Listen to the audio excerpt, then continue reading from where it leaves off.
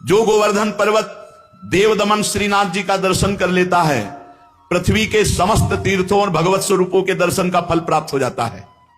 गंधमादन पर्वत पर तपस्या करके जो फल प्राप्त नहीं किया जा सकता, उससे करोड़ गुना फल गिरिराज जी की परिक्रमा, गिरिराज जी के दर्शन से। पर परिक्रमा करने वालों से प्रार्थना है, ये जो आधुनिकता लेकर के ब्रज में आते हो, कृपा करके ऐसी परिक्रमा दूषित मत करो।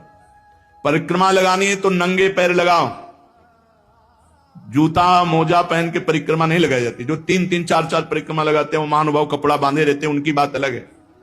आप कहो जिंदगी में दोबारा ना लगाने को मिले, इसके बाद कोई व्यसन परिक्रमा मार्ग में न करे गिरिराज जी में। जैसे हमने देखा है, स्वयं सिगरेट पी रहे हैं, मसाला खा रहे हैं, पिच पिच थूक रहे हैं, तुम्हें शर्म आनी चाहिए। तुम ब्रजमंडल भगवान की तीर्थ मंडली जहां विराजमान है गिरिराज जी में, वहां आए हो, वहां तुम थूक रहे हो, तुम्हें शर्म नहीं आ रही? एक दिन मसाला नहीं खाओगे मर जाओगे, एक दिन बीड़ी सिगरेट नहीं पियोगे मर जाओगे, एक दिन नशा नहीं करोगे तो मर जाओगे। अरे यहां मंगल में धाम में आकर ये सब गंदगी करते हो। इसलिए परिक्रमा में दाहिने थूके नहीं, मुते नहीं, कुल्ला न करे। दाहिनी तरफ आराध्य देवते, चाहे वृंदावन की परिक्रमा हो, चाहे गिरिराज जी की, चाहे बरसाना धाम की, और नंगे पैर लगाओ।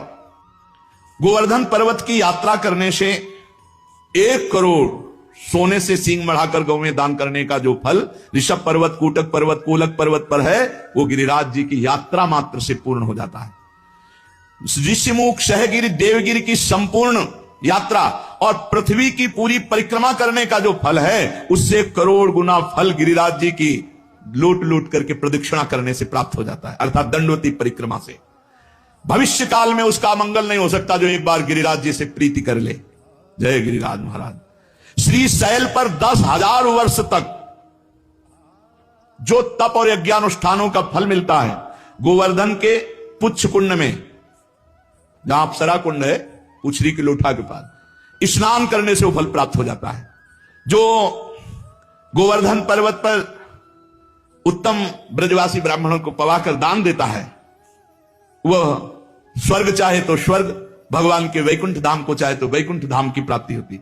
धन होए ना तो ये लाभ लेना चाहिए, भगवान के तीर्थों धामों में जाकर के भूखों को भोजन देना चाहिए, पूज्य जनों को कुछ दक्षिणा भोजन ऐसे करना चाहिए। भगवान दिए हो तो करना चाहिए। यहां 1 का लाखों भगवान देते हैं, मिलेगा, थोड़ा धैर्य रखो। समय, खेती भी बोई जाती है तो अपने समय से फलीभूत होती है। हमारे गोवर्धन पर्वत पर जो मानसी गंगा है, बहुत पवित्र है। मानसी गंगा बहुत पवित्र, अनुभव की बात कह रहा हूं। तभी बार बार हम जब गिरिराज जी की बात करेंगे तो मानसी गंगा की बात करेंगे। सैकड़ों राजसूय यज्ञ करने वाला उतना पवित्र नहीं हो सकता जितना मानसी गंगा में स्नान करने से। गिरिराज